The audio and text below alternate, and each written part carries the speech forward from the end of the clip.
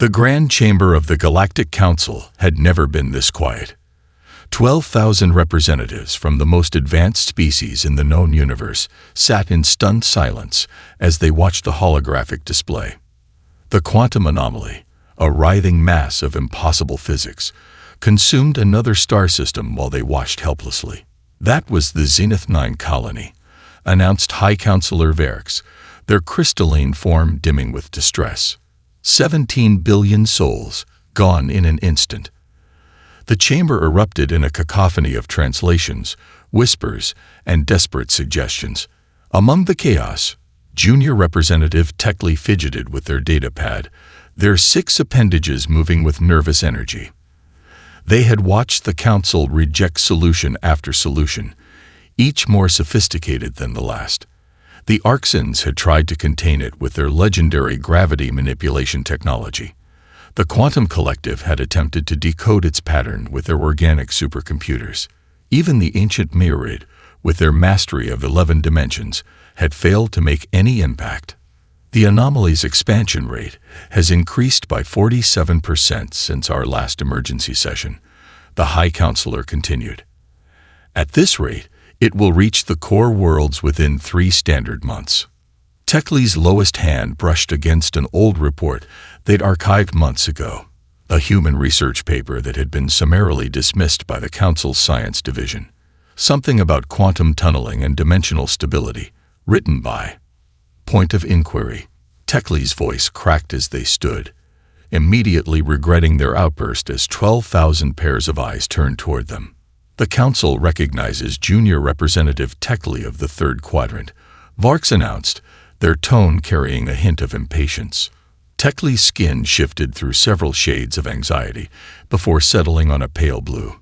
6 standard months ago, we received a theoretical paper from Earth about quantum tunneling behavior in unstable dimensional spaces. We dismissed it as primitive, but they paused, gathering courage. The patterns described in that paper match what we're seeing now. A wave of dismissive murmurs swept through the chamber. Earth was barely a Class II civilization, still burning fossil fuels on half their colony worlds. You suggest we turn to humans. The question came from Ambassador Xend of the Quantum Collective, their consciousness flickering between their 3 robot bodies in agitation. A species that still thinks digital watches are a neat idea. With respect, Techley continued, their voice stronger now. Our advanced solutions have failed. The anomaly defies every sophisticated approach we've tried. Perhaps we need something less sophisticated. High Counselor Orcs raised their appendages for silence. The chamber grew still again, but this time the silence felt different. It was the silence of desperation, of pride wrestling with survival. Show us this paper, Orcs commanded. Techley's hands trembled as they projected the document. Dr. Emma Harrison's hypothesis about quantum tunneling filled the chamber's holographic space. Most of the equations were embarrassingly simple by Council standards, using mathematics that had been obsolete for millennia in advanced civilizations. But as the Council's best minds reviewed the work, an uncomfortable realization spread through the chamber.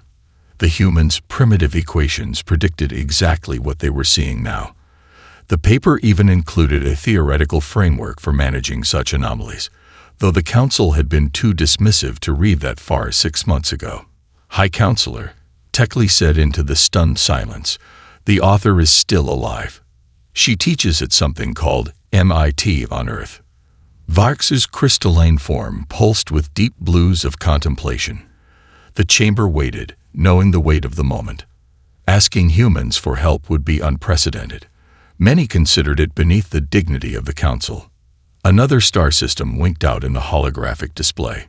Prepare a delegation, Orcs announced, their tone heavy with resignation.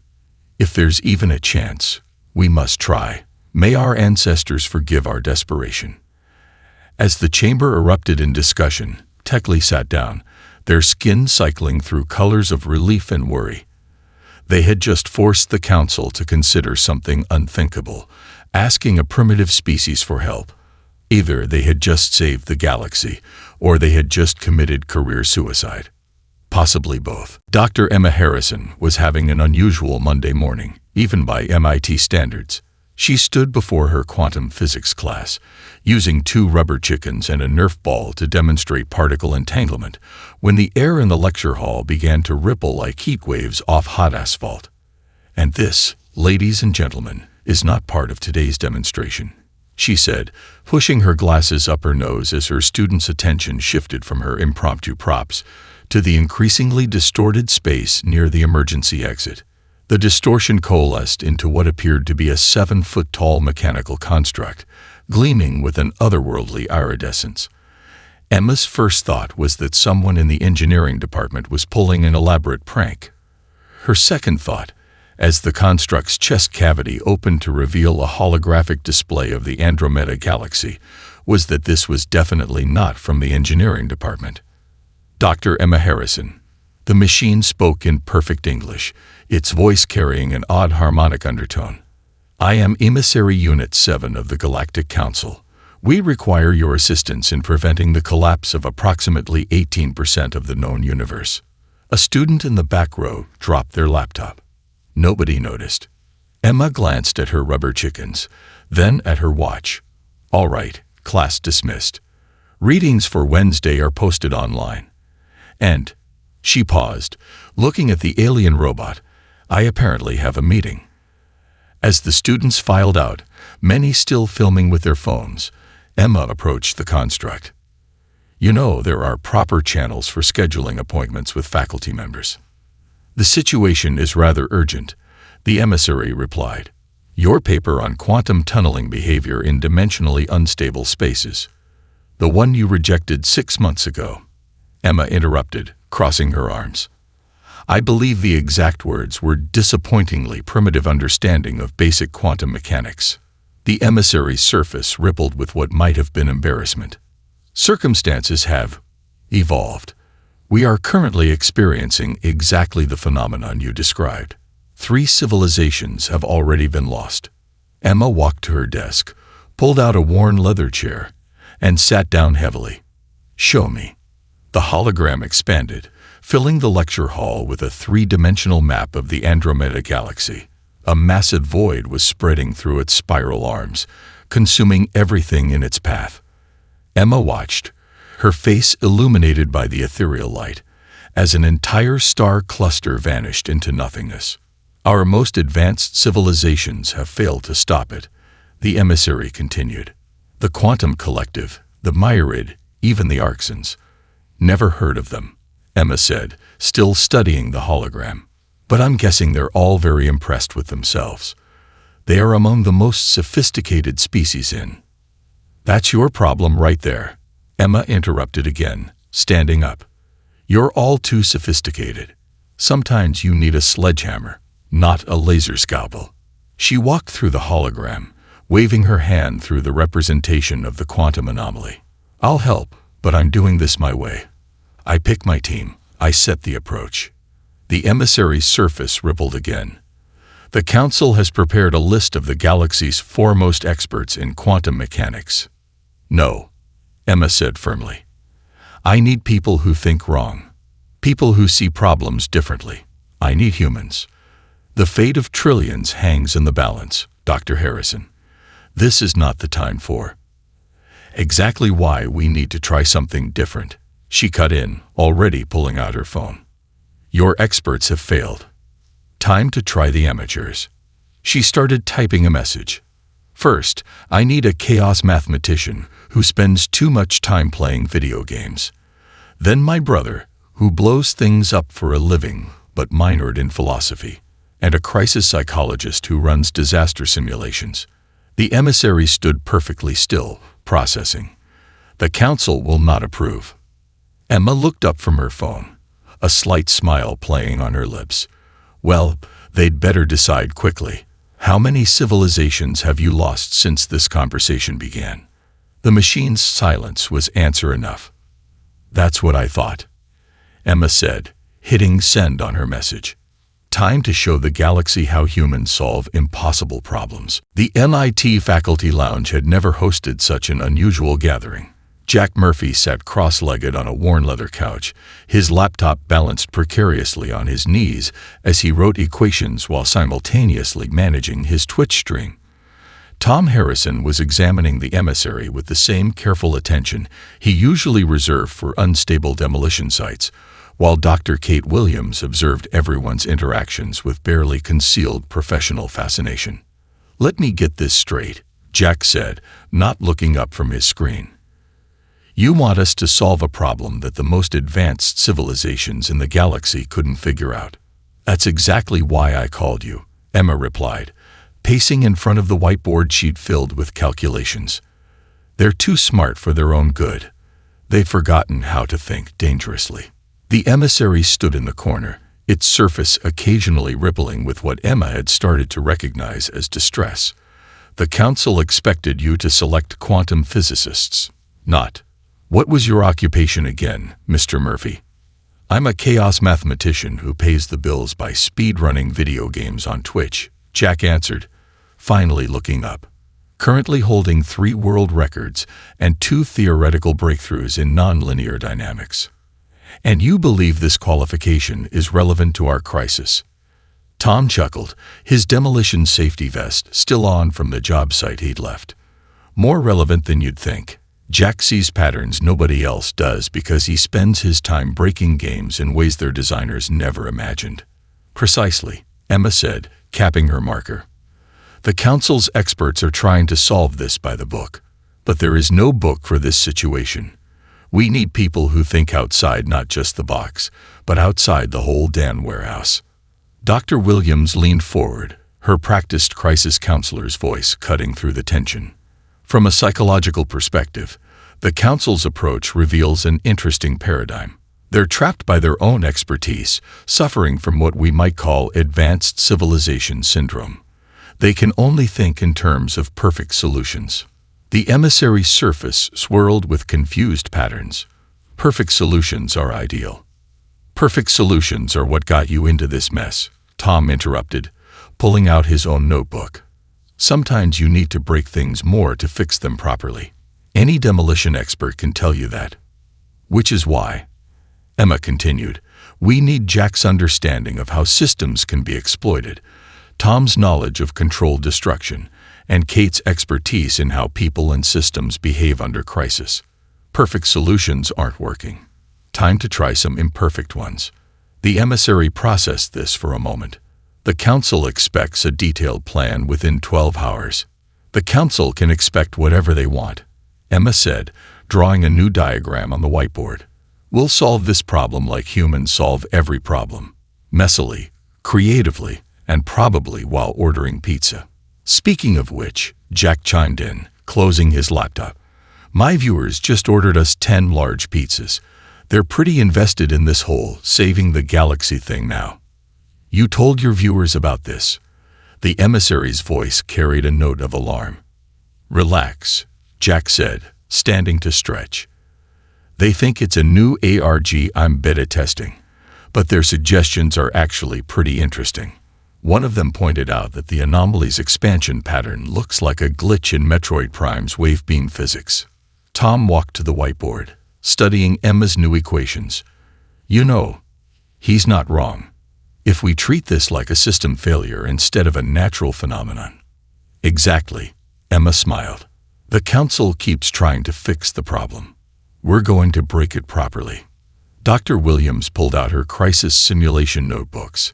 "I'll start modeling how the Council might react to our unconventional approach. We'll need to manage their panic as much as the anomaly itself." The emissary watched this exchange with growing confusion. "This is not how advanced civilizations solve problems." "Good thing we're not an advanced civilization," Emma replied, already adding to her diagrams. "Now, who wants to help me figure out how to use a quantum apocalypse's own momentum against itself? I'm thinking it's kind of like a judo throw, but with reality itself." Tom raised his hand, grinning. "Finally, my philosophy minor comes in handy." "You want to do what?" The emissary's voice modulated between 3 different octaves, a clear sign of distress that made the lights in the MIT lab flicker. Emma stood before a jury-rigged setup that looked more like a teenage gamer's dream station than scientific equipment. 5 vintage gaming consoles were wired together, their processors repurposed to run Jack's custom simulation software. "We're going to use outdated technology to break reality," she explained, adjusting a Nintendo 64 that was making suspicious noises. "These old processors have limitations that actually work in our favor." Tom was setting up what looked suspiciously like demolition charges around the lab's quantum containment field. Think of it like trying to see a magic trick. Sometimes you need low-resolution footage to catch the sleight of hand. High def just shows you what the magician wants you to see. "The Council's quantum computers are too perfect," Jack added, typing furiously on 3 keyboards simultaneously. "They process everything, which means they miss the glitches. But these babies..." He patted a whirring PlayStation 2. "They're going to show us exactly where reality hiccups." The emissary's surface rippled with what they'd all learned to recognize as existential dread. 3 more systems have been lost while you play games. 4 systems, Dr. Williams corrected, not looking up from her crisis management flowcharts. "And that's exactly why this will work. The Council is so paralyzed by the losses that they'll accept our solution, no matter how unconventional." Emma connected the final wire, creating a web of cables that looked like a drunk spider's masterpiece. The anomaly is basically a cosmic-scale version of quantum tunneling. But instead of particles jumping between states, entire regions of spacetime are falling through the cracks. "And you believe vintage gaming consoles will solve this?" The emissary's skepticism was palpable. "Watch," Jack said, initiating his program. The lab's holographic display came to life, showing the anomaly's expansion. But instead of the Council's perfect clinical representation, this one was chunky, pixelated, and there, Emma pointed excitedly. "See that stutter? That's our way in." The anomaly's movement wasn't smooth in their low-res simulation. It jumped, skipped, and glitched, revealing patterns that the Council's perfect models had missed. "It's like speed-running a game," Jack explained, his eyes lit with understanding. "You don't beat it by playing perfectly. You beat it by finding the bugs and exploiting them." Tom stepped back from his setup, dusting off his hands. "And once we find the glitches in reality, we can use them. These charges aren't for destruction. They're for creating precise quantum vibrations that'll interact with those stutters. You're going to deliberately introduce more chaos into an already catastrophic situation." The emissary's voice had risen another octave. "Exactly," Emma grinned. "Sometimes you have to make things worse to make them better. It's like resetting a broken bone. Hurts like hell, but it's necessary for proper healing." Dr. Williams stood up, approaching the emissary with her most calming demeanor. "Your civilization's fear of imperfection is actually hampering your problem-solving abilities. Humans embrace chaos. We thrive on it." A sudden alert pierced the room. The hologram showed another system vanishing into the anomaly. This one had been home to a Class 5 civilization. The emissary was silent for a long moment, their surface cycling through patterns none of them had seen before. Finally, they spoke. "The Council approves your attempt. We have no other options left." "Great." Emma clapped her hands together. "Jack, fire up those consoles. Tom, get your charges ready. Kate, prepare your crisis management protocols. The Council's going to need them. And somebody order more pizza. We're about to break the universe in exactly the right way." For the record, the emissary added, "If this fails, it will go down as the most embarrassing moment in galactic history." "And if it works," Emma replied, her fingers flying over the control panel, "it'll go down as the moment humanity proved that sometimes the best way to fix something is to break it properly first." The vintage consoles hummed to life, their fans whirring like the universe itself was holding its breath. The MIT lab had transformed into what the emissary could only describe as organized chaos. Holographic displays powered by gaming consoles bathed the room in an eerie glow, while Tom's quantum resonance charges hummed ominously in their carefully placed positions. "All right, team. Time to make this catastrophe even more catastrophic," Emma announced, her voice steady despite the weight of trillions of lives hanging on their success. She turned to face the wall of screens showing the quantum anomaly's steady advance. "Jack, how's our glitch map looking?" "Beautiful disaster," Jack replied, his fingers dancing across multiple keyboards. "I've identified 7 major stutters in the anomaly's expansion pattern. They're like speedrunning exploits, holes in reality's collision detection." The emissary's surface rippled violently. "Did you say you're going to make it worse?" The council approved an attempt to stop the anomaly, not accelerate it. "About that," Emma began, but was interrupted by the lab's emergency broadcast system. "Warning. Class 6 civilization Rex Prime has been lost to the anomaly. Total casualties now exceed 1 quadrillion sentient beings." Dr. Williams stepped forward, her crisis management training kicking in. "Emissary, what we're about to explain will sound counterintuitive, but I need you to remember that panic is the enemy of clear thinking." "Too late for that," Tom muttered, adjusting one of his charges. "Their whole council is probably having a collective meltdown right now." Emma pulled up a simulation on the main screen. "Look, the anomaly is like a runaway quantum tunneling effect. The council's been trying to contain it, but that's like trying to hold back a tsunami with a fishing net. We need to work with its momentum, not against it. Like a controlled demolition," Tom added. "Sometimes you need to strategically weaken certain points to make the whole structure collapse exactly how you want it to." The emissary's voice modulated between frequencies of distress. "The council will never." "The council just lost another Class 6 civilization," Jack interrupted, pointing to a new alert. "They don't have the luxury of pride anymore." Emma grabbed her marker and approached the whiteboard. "Here's what's going to happen. We're going to use Tom's charges to create precise quantum vibrations that match the anomaly's glitch patterns, like tuning forks, but for reality itself. These vibrations will accelerate the anomaly's expansion," she continued, drawing rapid diagrams, "but only along specific vectors we choose. We're going to shape its growth like a demolition expert shapes a building's collapse." The emissary moved to transmit this information to the council, but Dr. Williams stepped in their path. "Let me handle the communication. This needs to be presented in a way that won't trigger a panic response." "Too late," Jack called out, pointing to incoming transmissions. "The council's demanding we shut down immediately. They're threatening to send in their military fleet." Emma didn't even look up from her calculations.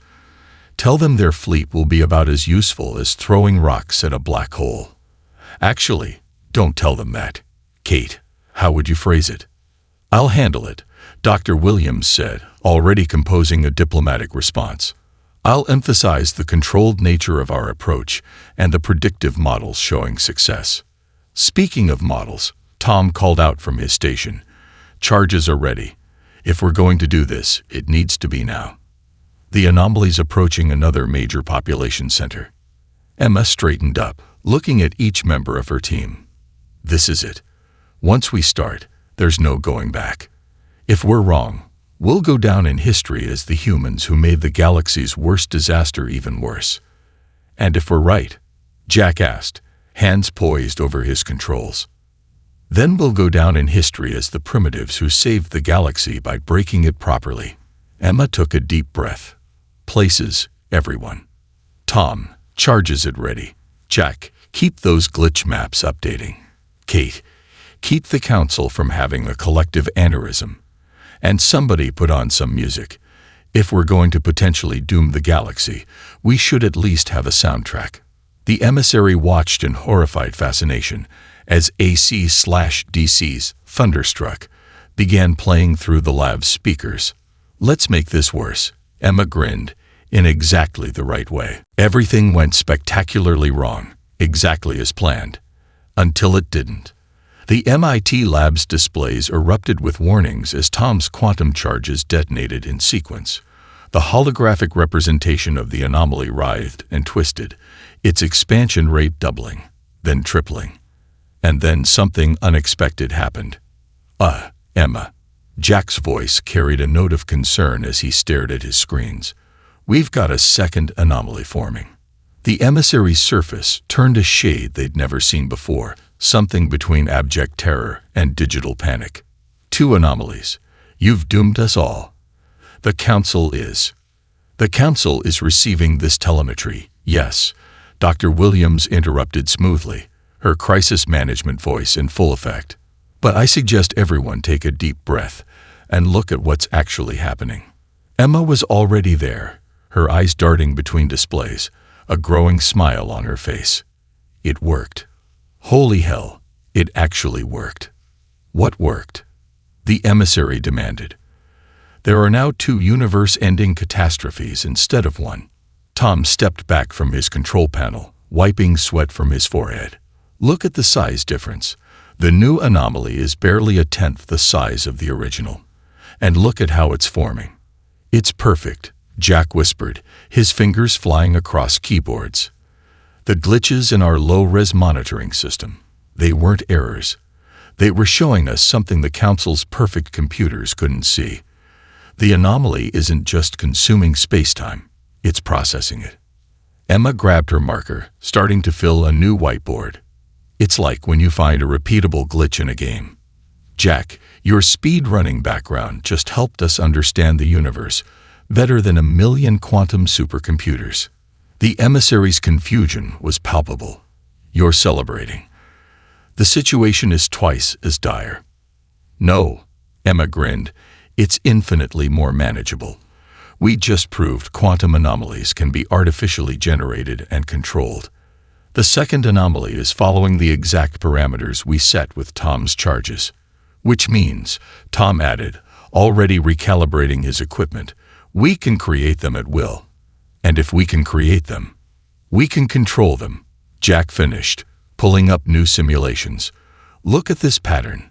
The processing limitations of these old consoles didn't hide information. They revealed it. The Council's computers are too perfect. They process everything, so they miss the underlying rhythm. Dr. Williams was already composing a message to the Council. I'm framing this as a controlled experiment with successful results. Emma, I need you to translate the technical details into something that won't cause a mass panic. Tell them.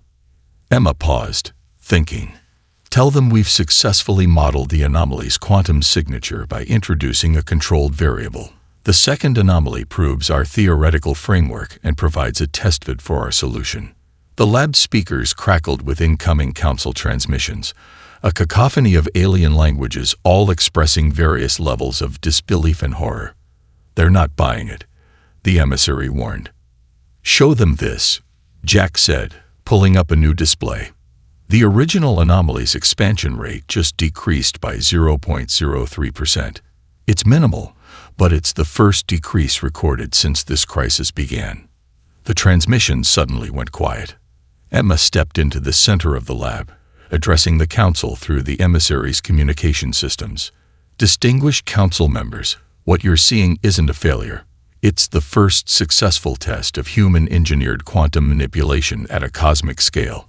We didn't just create a second anomaly. We created hope. She pointed to Jack's displays. Your perfect computers missed what our primitive technology revealed. The universe isn't breaking. It's glitching. And thanks to countless hours of humans trying to break video games in creative ways, we know exactly how to exploit glitches. The silence stretched for a moment before the emissary spoke. The Council requests a detailed explanation of your methodology. Tell them to grab some coffee, Tom said, already setting up new charges. We're about to teach the most advanced civilizations in the galaxy how humans break things to fix them. And order more pizza, Emma added. We're going to need it. Jack, show them what you found in the quantum pattern. It's time to teach the galaxy how to speedrun reality itself. You're not just crazy, the emissary declared. Watching Emma's teamwork, you're systematically crazy. The lab had evolved into something that would give any respectable alien scientist nightmares. Gaming consoles were networked into a quantum array, their cooling fans screaming in protest. Tom's charges had been refined into what he called quantum tuning forks, each calibrated to resonate with specific glitch patterns in reality. Systematically crazy is humanity's specialty, Emma replied, reviewing the data from their second anomaly. Jack, show them what you found in the harmonics. Jack pulled up a visualization that looked more like a video game glitch than scientific data. See these patterns? They're like speed-running exploits in the fabric of space-time. The anomaly isn't just destroying reality, it's sequence-breaking it. Sequence-breaking? The Council's collective voice came through the emissary speakers, a chorus of confusion. It's a gaming term, Jack explained, not looking up from his screens. When you skip parts of a game by exploiting its code. The anomaly is doing the same thing with space-time, but our artificial anomaly showed us the exploit it's using. Tom adjusted another charge, his demolition expertise translated into quantum mechanics. The universe has rules, just like a game. But every rule has exceptions, and if you know where to look, you can find the perfect mistake, Emma finished. A flaw so precise it becomes a solution. Dr. Williams stepped forward, addressing the Council through the emissary. Your civilization's pursuit of perfection made you blind to these imperfections. Humans spend half their time looking for mistakes to exploit. It's why we're still here despite our primitive technology. The lab's displays showed the original anomaly's continued expansion, but now they could see the patterns, the stutters, the skips, the moments where reality itself hiccuped. Here's the plan, Emma announced, pulling up their final simulation. We're going to create 37 smaller anomalies, each calibrated to a specific glitch frequency we discovered, like turning a tsunami into ripples. 37 new reality-ending events. The Council's horror was palpable through the transmission. 37 controlled quantum resonances, Tom corrected, finalizing his charge placements, each one tuned to cancel out a specific frequency in the main anomaly, like using controlled demolition charges to make a building fall into its own footprint. Jack's fingers flew across his keyboards. The game console processors showed us something beautiful. The anomaly has a rhythm, like a badly coded AI. It follows patterns, and patterns can be predicted. And exploited, Emma added. We're going to use its own momentum against it, like a cosmic judo throw. The perfect mistake, repeated 37 times. The emissary's surface swirled with uncertainty. The Council requires proof this will work. Dr. Williams stepped in smoothly. With respect to the Council, proof is a luxury we no longer have. 3 more systems have been lost during this conversation. We need to act now. Emma looked at her team, then at the displays showing billions of lives in the anomaly's path. Humanity's greatest strength isn't our technology or our intelligence. It's our willingness to leap into the unknown, to try the impossible, to break everything in exactly the right way. She turned to the emissary. We can't prove it will work, but we can prove that doing nothing will fail. The choice is yours. The silence stretched for what felt like eternity. Finally, the Council's response came through. Proceed. All right, team, Emma said, her voice steady. Tom, charges ready. Jack, keep those glitch maps updating. Kate, keep the Council from panicking when things get weird. And they will get weird. What about me? The emissary asked. Emma smiled. Watch and learn how humanity's greatest flaws become our perfect solutions. Jack, start the sequence. Tom, initiate the charges. Let's show the galaxy how humans fix the impossible. The lab hummed with power as 37 quantum charges prepared to create 37 perfect mistakes. In the background, someone had started playing the final countdown. Really? Emma asked, looking at Jack. He shrugged, not taking his eyes off his screens. If we're going to save the galaxy by breaking reality, we might as well have an appropriate soundtrack. The universe held its breath, then hiccuped 37 times in perfect succession. Emma's team watched as their network of jury-rigged gaming consoles displayed what would later be described in council records as the most elegant disaster in galactic history. 37 small anomalies bloomed like quantum flowers, each one precisely tuned to a specific glitch in spacetime.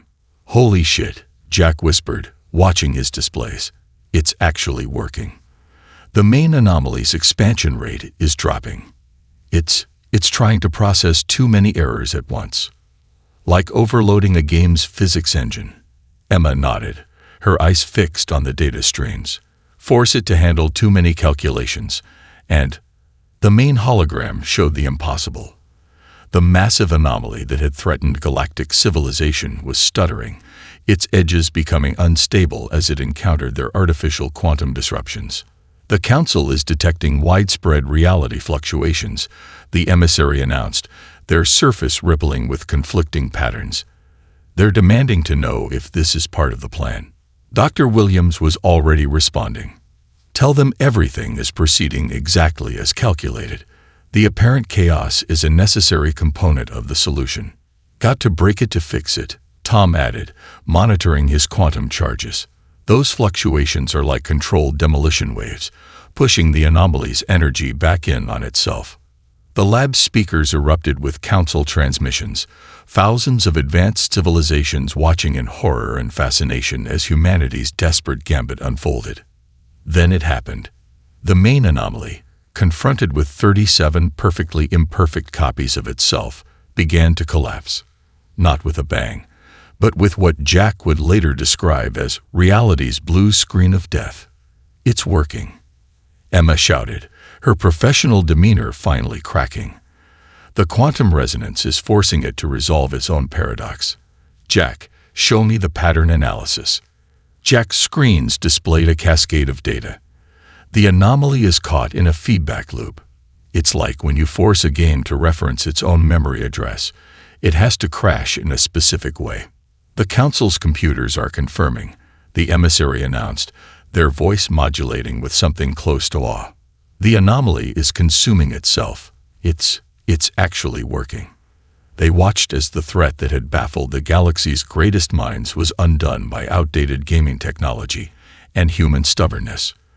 The anomaly collapsed in on itself, its energy dispersing in a controlled quantum cascade. In the aftermath, as the Council's sensors confirmed the crisis was over, Emma turned to address the emissary. "You know what this means, right? That humanity has saved the galaxy through methods that violate at least 700 Council protocols." The emissary replied. "That imperfection isn't just acceptable, it's necessary," Dr. Williams corrected. "Your civilization's pursuit of perfection had become your greatest weakness." Jack started powering down his console array. "Sometimes you need outdated technology to see the glitches. Sometimes you need to think wrong to get it right. The Council will need time to process these implications," the emissary said. "They're already drafting an offer for Earth's immediate elevation to Class 5 civilization status." "Tell them no," Emma replied, surprising everyone. "We're not ready for that. And more importantly, you're not ready for us. What you need isn't our technology. It's our perspective." Tom nodded, already packing up his equipment. "You need to learn how to think imperfectly, how to see the value in flaws. Instead of membership," Dr. Williams suggested, "we propose an exchange program. Let your scientists come study how humans approach problems. Send your engineers to learn why sometimes primitive is better than perfect." The emissary was silent for a moment, processing. "The Council agrees, though they request that future solutions involve less reality-breaking experiments." "No promises," Emma grinned. "Breaking reality is apparently humanity's specialty." As the team began cleaning up the lab, the emissary made one final observation. "You saved the galaxy by exploiting glitches in the universe itself, using technology that was obsolete by your own standards. This may be the most human solution possible."